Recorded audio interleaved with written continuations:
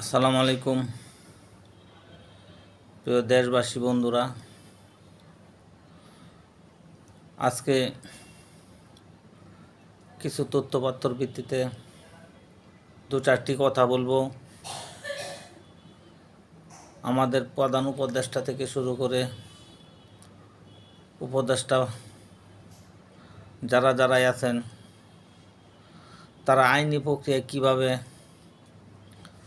Exit নিতে পারবে বা কীভাবে ভবিষ্যতে সরকার পরিবর্তন হলে নিরাপদে থাকতে পারবে সেই নিয়ে ভাবছে ছাত্রদের দল এনসিপি, নাগরিক পার্টি বা চিলড্রেন পার্টি যাই বলা হোক, সেই থেকে অনেকেই পদত্যাগ করছে, হিড়িক লেগেছে, কারো কান্নাকাটি শুরু হয়েছে। দেখতে পারবেন আগামী কিছুদিনের ভিতরে আরও অনেক কিছু ঘটনা ঘটবে। সাবেক সেনাপ্রধান বলেছে আরও 1 থেকে 2 বছর অ্যান্টনি গভর্নমেন্ট থাকবে এবং প্রক্রিয়া চলছে, তবে উপদেষ্টা পরিষদ থাকবে না। তত্ত্বাবধায়ক সরকারের আদলে আরেকটি সরকার গঠন হবে এবং সেই সরকারের অধীনে নির্বাচন হবে।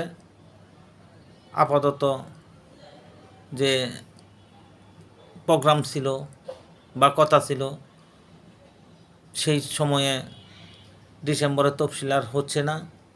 যতটুকু কথাবার্তা আলোচনা বেরিয়ে আসছে, বিএনপি ওনারাও বড় জোট গঠনের জোর চেষ্টা চালাচ্ছে। আবার ছোট ছোট ইসলামিক দলগুলো তাদের গোপনে জোট তৈরি করার চেষ্টা করছে। সব কিছু মিলিয়ে আমার মনে হয় না যে ফেব্রুয়ারিতে নির্বাচন হবে। বাকিটা দেখতে থাকুন, আপনারাও অনুমান করতে পারবেন। আসসালামু আলাইকুম।